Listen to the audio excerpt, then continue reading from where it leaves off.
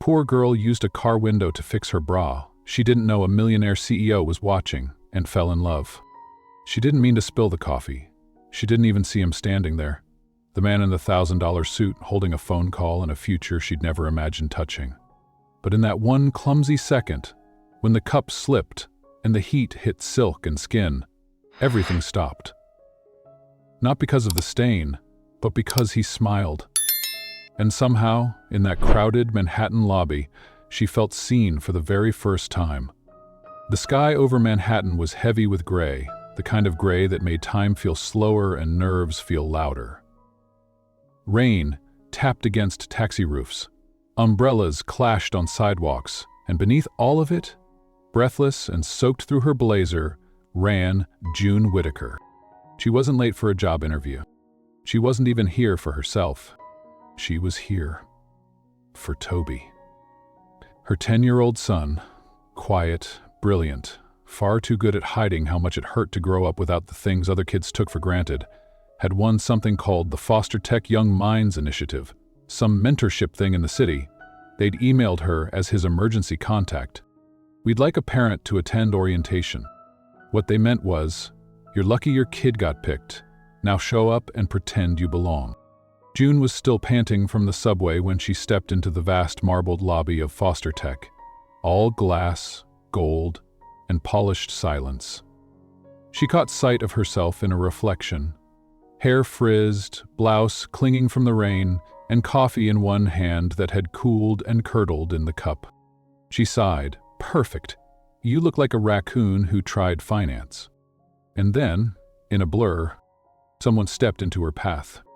The cup slipped. The coffee spilled. Straight down the front of a charcoal gray suit. June gasped, "Oh my God!" The man looked down at the splash across his shirt, then up at her. There was a pause, not the angry kind, not the awkward kind, just stillness. And then, inexplicably, he smiled. "You missed the tie," he said, his voice low and amused. "Lucky me." June blinked. His eyes were sharp, his expression unreadable, but not cruel. He didn't even step back. He just took a handkerchief from his pocket and dabbed at the front of his shirt with a nonchalance that made her stomach churn harder. "I'm so sorry," she stammered. "I wasn't looking, and I didn't mean to, and it's all right." He gestured to her hands. "You're shaking. You okay?" She looked down. Her fingers trembled, half from the caffeine, half from the moment. What kind of man, in a suit like that, reacted this way? A voice crackled over the intercom. "Mr. Foster, your car is waiting." June froze. "Mr. Foster?" "Foster as in Foster Tech? As in—" The man tilted his head. "You're not here for an interview, are you?" "No," she said quickly. "No, I'm not even— I'm not applying. My son, he's the one. The kid, Toby Whittaker. I'm just the mom." She didn't know why she added just. It slipped out the way shame always does, quietly, habitually. Something in his face shifted. "You're his mother." His tone changed, lower, a little softer. "He's the reason we even launched the program this year." June stared. "What?" But before he could explain, a woman in a sleek navy dress stepped forward. "Mr. Foster, the board's waiting." He nodded. Then, before leaving, he turned back to June. "Let Valerie know if you need a change of clothes, or shoes, or a new coffee." She blinked. "You're not serious." He smiled again, this time barely. "I'm serious about everything. I don't joke about, and I never joke about coffee." Then he was gone, swallowed by glass doors and the weight of a name that sounded more like an empire than a man. June stood there in silence, her cheeks burning, her cup empty, her heart making a noise she didn't recognize. Across town, in a tiny trailer parked behind a tired diner, a boy with a weathered laptop watched the Foster Tech homepage refresh again and again. Toby Whittaker was brilliant, yes, but more than that, he was planning something. Something for his mom. Because if there was one thing he knew for sure, it was that the world had seen what his mother looked like under fluorescent lights, under stress, under silence. but it hadn't yet seen her shine. Not the way he had. Not yet. Chapter 1. The Woman with Rain on Her Shoulders. The strange thing about expensive suits, Graham Foster once thought, was that they never quite fit the person wearing them. Not truly. You could tailor fabric, shape a shoulder, press a cuff, but you couldn't alter a man's insides. And yet, standing 20 stories above the city, in a boardroom full of polished smiles and half-hearted claps, he couldn't stop thinking about the woman who'd poured lukewarm coffee down his chest that morning. Not in anger, not in flirtation, just in a very human, very real kind of accident. And then apologized like she'd set fire to the building. June Whittaker. He'd found her name hours later in the orientation list. The only guardian who hadn't checked +1. The only file without a professional title next to it. No LinkedIn, no college alumni results. Just a phone number written in neat, almost hopeful penmanship beside the name Toby Whittaker. It had made him pause. He didn't know why. Maybe because he was tired of dealing with people who always had something rehearsed to say. Maybe because there was something in her voice, that quivering blend of nerves and apology, that didn't feel rehearsed at all. So, when he showed up unannounced at the evening's welcome reception for the mentorship families, no one expected it. Not even Valerie, his assistant, who nearly spilled her drink when he walked in. He didn't speak, he just scanned the room, eyes moving from one family to the next. And then he saw her, in the far corner by the juice table, wearing a cardigan 3 shades too big, and wiping something off her son's cheek with the edge of a napkin. She hadn't dressed up for the room. She hadn't even dressed up for herself. And that, somehow, felt rare. He stayed on the sidelines, watching, listening. At one point, she turned. Their eyes met. Her mouth parted, almost saying something, then closed again. She looked away first. Later that night, June paced the hallway of their motel room, half wondering if she'd imagined the whole thing. Not the spill, the look. The man with the expensive haircut and the guarded eyes, looking at her like she'd said something profound without opening her mouth. Toby sat cross-legged on the bed, sketching on a hotel notepad with a pencil he'd sharpened with his teeth. "You didn't embarrass me, you know," he said quietly. June blinked. "What?" At the thing. "You looked like everyone else, only more real." She smiled at that. Real. As if that counted for something in a room full of heels and handshakes. "I'm not trying to impress anyone, Toby. I just wanted you to feel proud." "I already do," he shrugged, still drawing. "You always show up, even when it's hard." She bit the inside of her cheek, swallowing whatever emotion had started to climb, then sat down next to him, gently brushing his hair with her fingers. Later that night, as the city hummed outside and Toby snored softly beside her, June reached into her purse and pulled out a napkin scribbled with a number. Valerie Cheng, executive assistant to Mr. Graham Foster. There was no note, no explanation, just that name and a moment. She stared at it a while, folded it, and whispered into the dark, "What on earth are you doing, June?" But something in her, some old, hushed part that still remembered how it felt to want, had started to stir. And in an office 20 stories up, Graham sat alone at his desk, turning over the same napkin in his fingers. Not smiling, not strategizing, just thinking about a woman with rain on her shoulders. And the way she looked at him like she couldn't decide if she was sorry or something much, much deeper. Chapter 2. Toby's Secret Letter. Graham found it on a Wednesday. He hadn't been looking for it, not really, just sorting through a pile of proposals and folders Valerie had placed neatly on his desk, each marked with the clinical urgency of a tech empire: innovation timeline, user retention trends, mentorship logistics. But one envelope didn't have a label. No logo, no digital print. Just his name written in handwriting that looked too careful to be careless. Black letters with rounded edges, like someone still learning how much pressure a pencil should apply. Mr. Graham Foster. He opened it slowly. Inside was a single sheet of lined notebook paper, creased down the middle, smudged a little at the corners, like it had been held and folded, maybe even second-guessed, before being sent. He read, "Dear Mr. Foster, you don't know me, but I know you. You made the company that makes the tablet I do all my homework on, when it works, and you also made the scholarship that might change my life. So thank you. But I'm writing because I didn't apply for myself. I applied for my mom. Her name is June. She's the best person I know. Not just because she works 2 jobs or makes the best pancakes even when we don't have syrup. It's because she's never let me feel like we were less, even when we were. She wanted to be something big once. She got accepted into a great college, but then she got me. I wasn't supposed to happen. She never says that, but I know. And she still chose me. She gave up all the things people chase. Degrees, cities, maybe even dreams. I just want someone to see her. Really see her. Because she deserves more than hard days and small wins. If you ever meet her, I hope you don't judge her clothes or her silence. She's loud in ways that don't make noise. Sincerely, Toby Whitaker, age 10, possibly 11 by the time this arrives. Graham read it twice. Then a third time, slower. He hadn't realized he was holding his breath until he reached the last line. It let something loose in him. Not a sigh, not quite sadness, but something heavy, something old. He leaned back in his chair, the letter still in his hand, and looked out across the skyline. Glass towers glinting in the late afternoon light, each one full of people trying to outrun something. He remembered a time when he didn't wear suits, when his mother took 3 buses to get to the library where she shelved books for hours, when dinner came from microwaved cans and laughter filled the gaps, when he was a boy and his mother had that same quiet strength. Always tired, always present.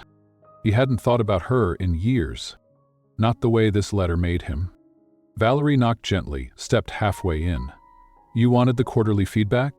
Graham lifted a hand, not even looking away from the paper. Later, she paused. He never said that. Valerie closed the door quietly, her eyes catching the edge of the notebook page in his hand. When he was alone again, Graham set the letter down on the desk like it might crack. The edges curled slightly. He could picture the boy now, freckles maybe, pencil smudges, backpack straps digging into small shoulders. And the mother, June, real, unpolished, rain still in her hair. The way she stood in that lobby, like she'd spent her whole life apologizing for taking up space. But Toby saw her differently. And now Graham couldn't unsee it either. He opened his email, fingers hovering over the keyboard, then stopped. No, not yet. Instead, he picked up the letter again, folded it slowly, and slipped it into the inner pocket of his suit. Some things didn't belong in folders. Some truths needed to stay close to the heart. And for the first time in a long time, Graham Foster, the man who thought he had built everything worth having, felt something he hadn't felt since before all of it. Grateful, not for the technology, not for the empire, but for a boy who still believed in handwritten things, and a woman who gave everything and never asked for it back. Beneath the elevator lights, June didn't like mirrors, not the real ones, not the kind that showed you under fluorescent lights, with tired eyes and yesterday's mascara smudged just enough to remind you that beauty always came second to survival. She liked reflections better. In rain puddles, in glass windows at night, where your edges blurred, and you could almost pretend you were someone else. She caught her reflection now in the elevator wall of Foster Tech Tower, distorted and stretched in the polished metal. A mom in a borrowed blouse. A woman pretending not to be terrified. Valerie had texted her 5 minutes earlier, Mr. Foster would like to meet you personally regarding Toby's onboarding. June had stared at the message for a full minute before replying. I'm not dressed for that kind of meeting. Valerie had answered, he doesn't seem to mind. The elevator beeped. The doors slid open. And then he was there. Graham Foster, standing just off to the side like he hadn't been waiting at all, though she knew he had. Same slate gray suit, same expression. Unreadable, like a man who kept secrets inside his silence. She stepped in. He followed. The doors closed. No one else. The silence wasn't awkward, not exactly. It just sat between them like fog. He glanced over first. "You didn't wear the coffee today." June looked up, her eyebrows lifted. Then she laughed, soft, unsure. It didn't match the shoes. A pause, then his mouth curved. "That's a shame." She bit the inside of her cheek, unsure what to say next. Graham pressed the button for the 37th floor, then leaned back against the mirrored wall, his arms crossed. "You don't like elevators," he said, not as a question. She frowned slightly. "What makes you say that? You haven't looked up once. People either admire the skyline or the floor. You're somewhere in between." She let out a quiet exhale. "I'm just trying to remember why I agreed to this. To this meeting? To all of it," she said. "The trip, the building, letting Toby dream this big." Graham studied her, something shifting behind his eyes. "Why wouldn't you?" She hesitated. "Because when people like me walk into places like this, we're usually reminded of what we don't belong to." His reply was immediate, quiet, but sharp. "People like you?" June nodded, eyes fixed on the floor, numbers lighting up above. "People who count coupons. People who make promises with not enough sleep and not enough savings. People who still flinch when the rent envelope slides under the door." The elevator slowed. The hum softened. He didn't speak for a moment. Then, "That's not all you are." She looked at him. His tone wasn't flattery. It wasn't pity. It was the kind of voice you used when stating a fact. "I read Toby's letter," he said finally.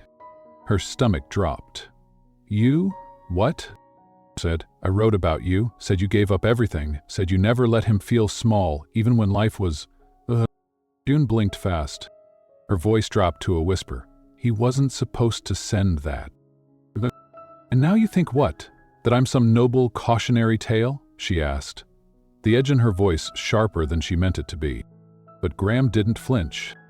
"I think," he said carefully, "you're the kind of person this place needs more of." The elevator chimed, the doors slid open. Neither of them moved. June turned toward him, slowly.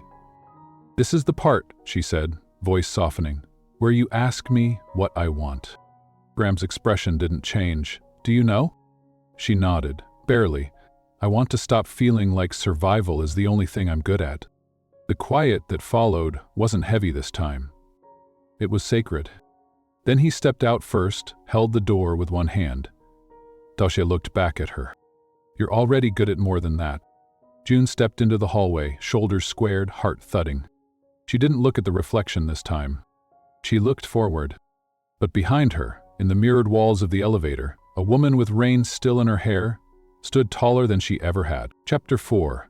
One dinner. No titles. The invitation came via voicemail, which somehow made it worse. "Hi, June. It's Valerie. Mr. Foster was wondering if you're available for dinner this evening, just to talk through some of the mentorship logistics." Casual, his words, not mine.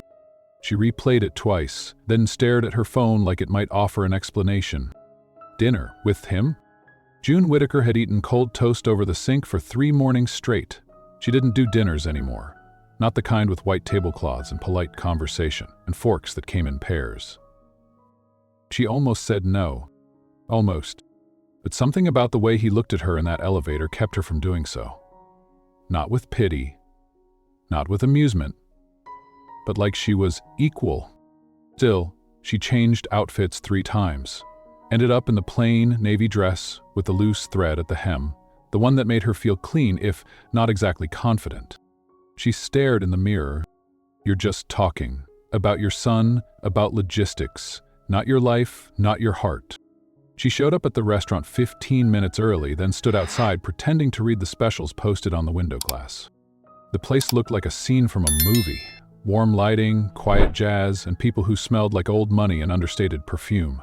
She already regretted saying yes. And then she saw him. Graham, already seated at a corner table, alone, nursing a glass of something red. No tie tonight, still crisp, still out of place in the world she knew, and yet, when he saw her, something in his face softened. He stood, gently pulled out her chair. "I wasn't sure you'd come," he said. June sat down carefully, folding her napkin into her lap like it might unravel her if she got it wrong. I wasn't either. A beat. You clean up well, he added, then winced slightly. That came out wrong. She smiled, barely. It didn't. Their menus arrived, neither of them opened them. She looked around the room. Crystal glasses. Tucked-in conversations. This isn't logistics, she said quietly. No, it's not. Then what is it? He didn't answer immediately, just watched her, the way people do when they're weighing something delicate. You intrigue me, he said finally. June exhaled a breath she didn't know she was holding. That sounds like something men say when they don't know how to describe women who work 3 jobs and still can't afford real shoes. He didn't flinch. I meant it as the opposite. I don't meet many people who surprise me anymore. She met his gaze. Steady, unreadable. Graham, she said, voice calm but deliberate. I'm not a puzzle you're going to solve for fun. I'm not trying to solve you. Then what are you doing? He leaned back in his chair, tilted his head slightly. Trying to remember who I was before all the noise, before money made everyone fake and politeness replaced truth. You walked into my lobby with a coffee stain and eyes that didn't beg. That did something. She looked away, her throat tightened. I'm just a mom, Graham. You're more than that, but even if that's all you ever were, you'd still be more than most of the people I know. They were quiet for a moment. Then she picked up her water glass, turning it slowly in her fingers. This is dangerous, you know. I know. You're rich. I'm tired. You own buildings, I rent space. I can barely afford. This doesn't end well. Then let's not worry about how it ends. Their food arrived, something expensive, delicate, and already cooling. Neither of them reached for it. Why did you come? He asked softly. I wanted to say no, she admitted. But then I realized I haven't said yes to anything that scares me in a long time. His voice lowered. Do I scare you? A little, she replied. But not in a bad way. Just in the way that makes you feel like your heart's been asleep too long. Outside, the city pulsed, unaware, indifferent. But inside that restaurant, tucked beneath golden light and quiet truths, something began to shift. He didn't touch her hand. She didn't lean closer. They didn't need to. Some beginnings don't require fireworks. Just a single moment of stillness. Between a woman who's forgotten her own worth and a man who's finally remembered what it looks like. The presentation she didn't prepare for. The thing about panic was that it didn't knock. It didn't announce itself politely or ask if you were busy. It just barged in, usually right when your name was being called over a microphone in front of a room full of strangers. June froze, one hand still gripping the armrest of her chair as the speaker smiled toward her. And now, we love to hear from a parent who understands what this program really means, not on paper but in real life. Ms. June Whitaker, would you mind joining us? She wanted to die. Not in a dramatic way, just in the small, invisible way that mothers sometimes wish for. The kind of vanishing where nobody notices and you don't have to explain yourself. She stood, because what else was she going to do? The walk to the stage felt like swimming through molasses. She adjusted her sleeves 3 times, cleared her throat twice, prayed once. The microphone crackled. She glanced out across the crowd. Executives, educators, suits, even Graham off to the side watching her. Not like she might mess up, but like he already knew she wouldn't. That almost made it worse. June stepped up, hands visibly shaking. I didn't prepare anything, she began, voice rough and honest. A polite laugh rippled through the room. She looked down at her shoes, then back up. Her gaze found a spot on the back wall. Focus there, she told herself. Breathe there. My son, Toby. He's 10. He's brilliant in ways I can't explain and humble in ways I can't teach. And I'm standing here not because I have a degree or a title, but because he needed someone to believe in him until someone else did. Silence. But this isn't about being gifted or being chosen. It's about what happens when you grow up knowing you're always 2 steps behind the world. When you hear yes, but you've only ever prepared for no. She paused. And what I want you to know, what I need you to hear, is that there are parents like me who aren't perfect, who miss meetings, who recycle the same blazer for every important event, who makes spaghetti 3 nights in a row because the rent came early. But we show up. Not always pretty, not always confident, but always there. Something changed in the air then, a quiet kind of stillness that settles only when truth is spoken. She swallowed. We're not asking for pity, we're asking for partnership. For people like you to stop assuming that effort looks like polish. Because sometimes, effort looks like walking into a room you were never invited to, and standing up anyway. Her voice caught, just slightly, but she didn't stop. So thank you to this program, to this opportunity, to everyone who finally realized intelligence doesn't come wrapped in status. It comes wrapped in survival. There was a moment. Not applause yet, just silence. And then hold, a single clap. Then 2. Then the room joined in like it had to, like not clapping would have felt wrong. Graham didn't clap.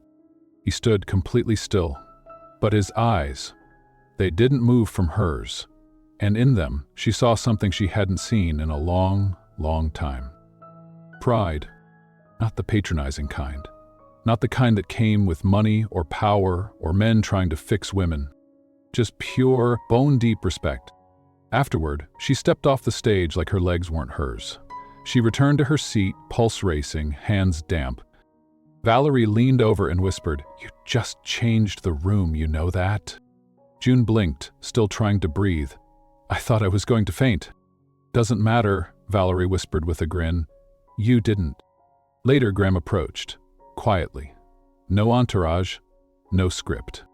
"You meant every word," he said. "I did." He nodded. "That's rare." She shrugged. "That's survival." They didn't say anything else, not then. But that day, something shifted. Not in her wardrobe, not in her resume, but in the way she walked through the building. Like maybe, just maybe, she belonged there after all. Chapter 6. The Whisper in the Storm. The storm didn't ask for permission. It rolled in with a wind that bent trees and soaked sidewalks, turning the small-town roads outside June's trailer into rivers of muddy defiance. By the time Graham pulled up, his windshield wipers were moving like metronomes in a song no one could hear. He wasn't sure what he was doing there. Valerie had told him to send an email. Let it be careful. Instead, he drove. No umbrella, no plan, just instinct. He stepped out, the rain soaking through his jacket in seconds, and walked the narrow path up to the faded green trailer with the crooked porch light. Through the blur of water, he saw her, in a thin hoodie, crouched beside the base of a rusted heater, wrench in one hand, flashlight in the other. He didn't call out. He just stood for a second, watching her hands work, focused, frustrated, fiercely alone. She hadn't heard him, the storm was too loud. When she finally looked up, it wasn't fear on her face. It wasn't surprise either. It was the kind of stillness people wear when they've stopped believing anyone shows up without needing something.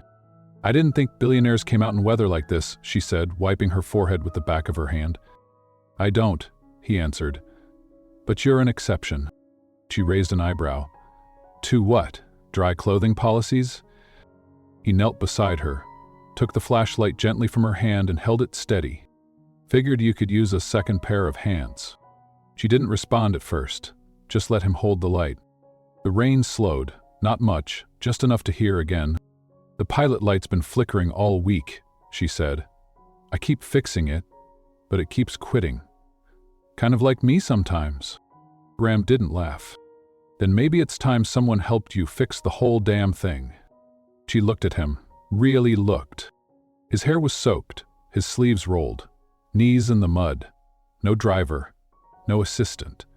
Just a man kneeling in the rain, not trying to fix her, just trying to stay beside her long enough for her to know he meant it. They worked in silence after that, the kind of silence that builds something instead of breaking it. An hour later, inside the small trailer, June handed him a towel that smelled faintly of lavender and years. He dried his hands and sat on the edge of her worn-out sofa while she poured 2 mugs of tea. The lights flickered once, then held. She curled into the corner opposite him, knees tucked beneath her. "I'm not used to this," she said. "To what?" "People showing up without asking for something. "I didn't ask for anything," he said quietly. "I know," she whispered. "That's why it scares me." The rain tapped gently against the windows now, softer, tired. She stared down at her mug. "You live in a world I don't even understand." "I used to live in this one," he replied. "Maybe not this exact street, but close enough. My mom worked 2 jobs. I didn't wear tailored suits. I wore shoes with holes in them." June looked up. "I forgot who I was for a long time. Forgot what mattered." "And now?" she asked. He met her gaze. Didn't flinch.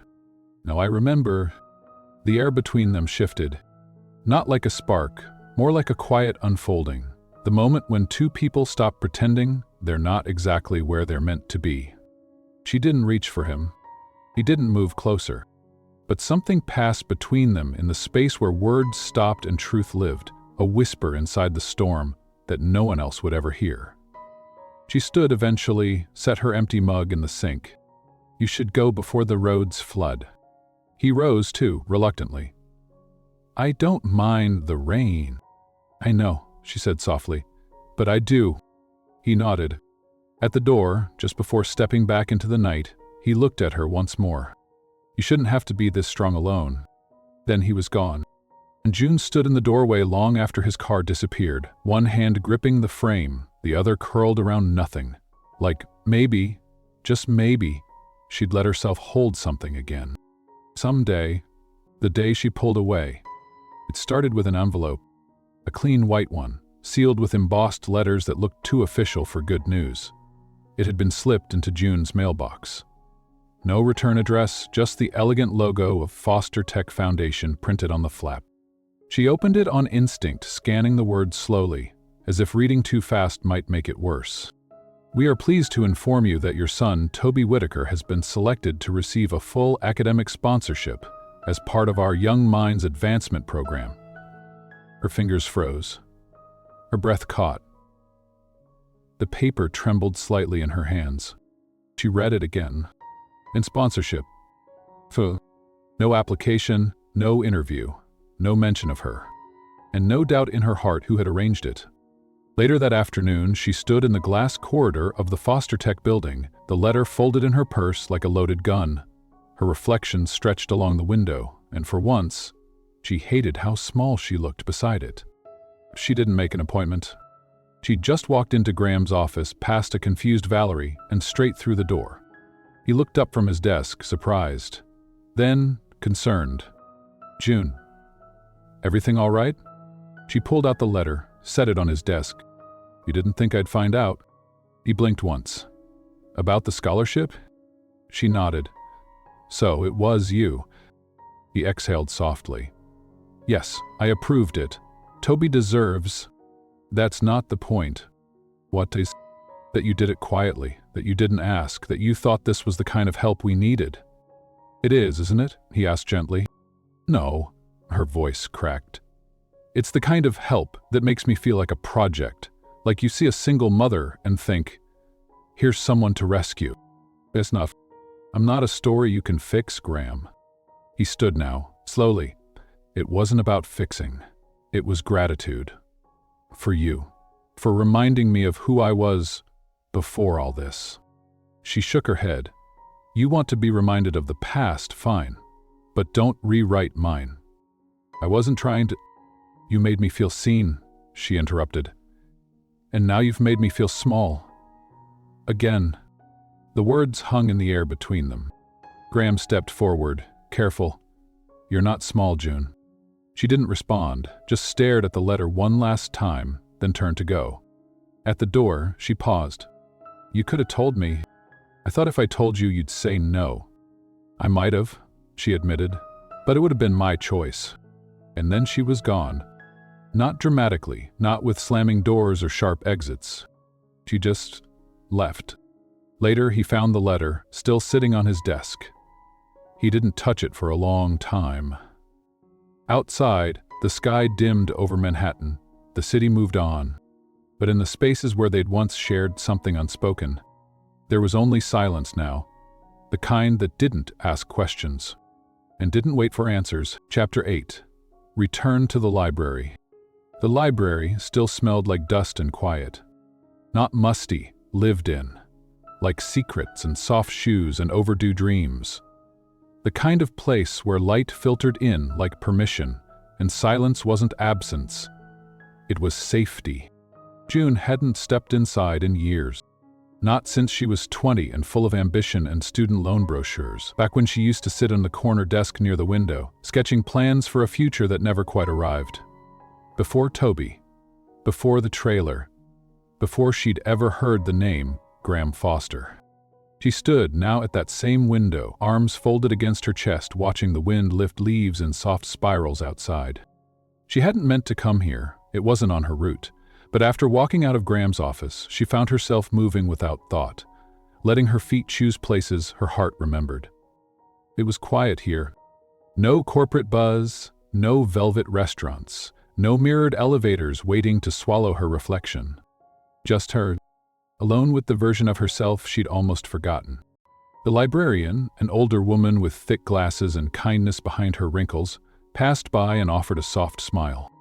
June smiled back. "I used to study here," she said, half to herself. "Huh."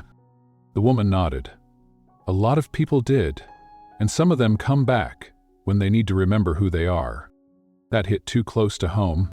June found an old wooden chair, sat, let the weight of her body settle. She didn't cry. She didn't need to.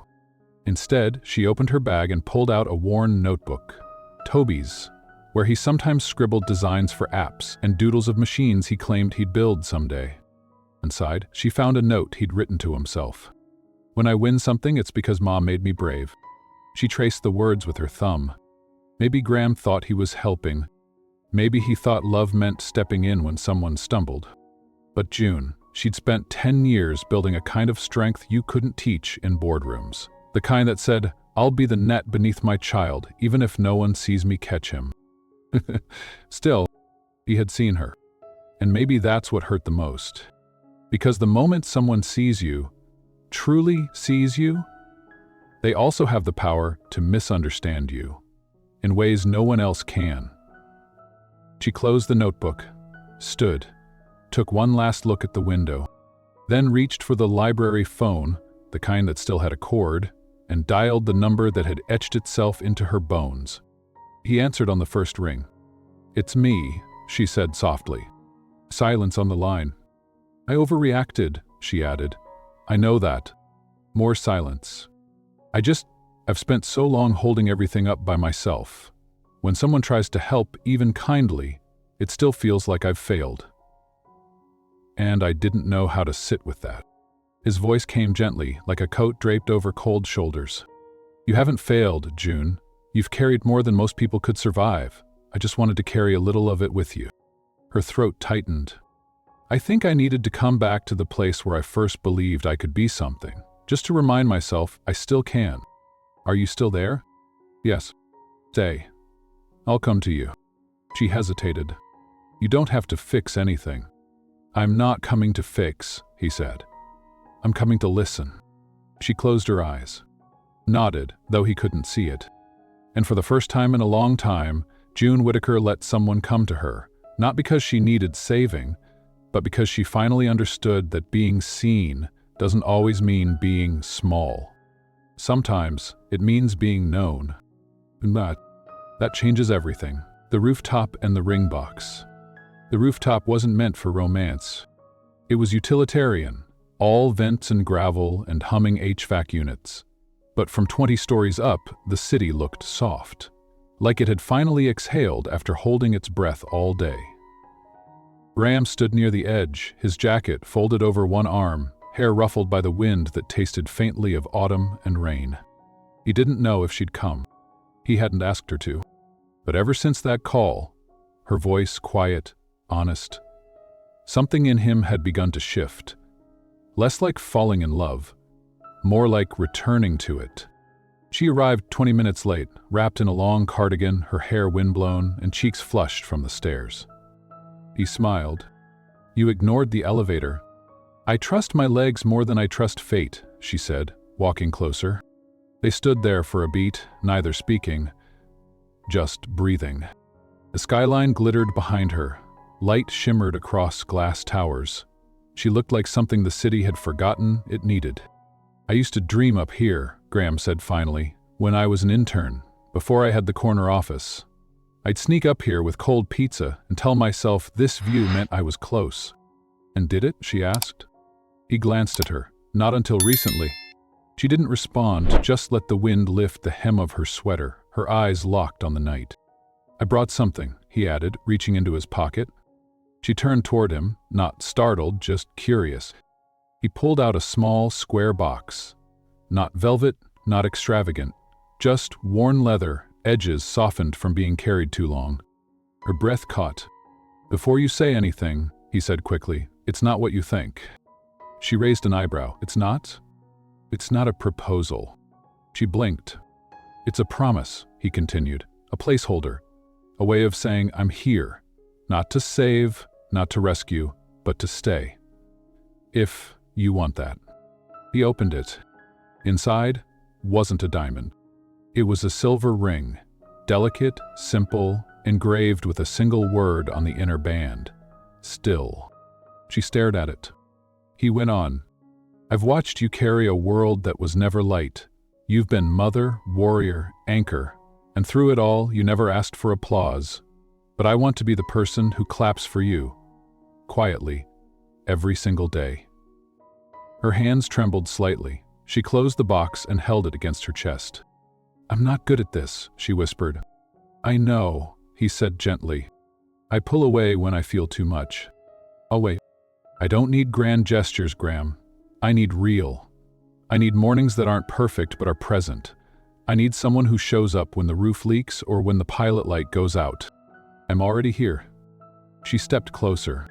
"You said this isn't a proposal." He shook his head. "But if it were," she asked, voice barely above the wind, "what would you say?" He held her gaze. "I'd say you were never too much. You were always just waiting for someone who wasn't afraid of more." The silence between them bent.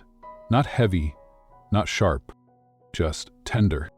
She reached up, touched his collar, smoothed it like it mattered.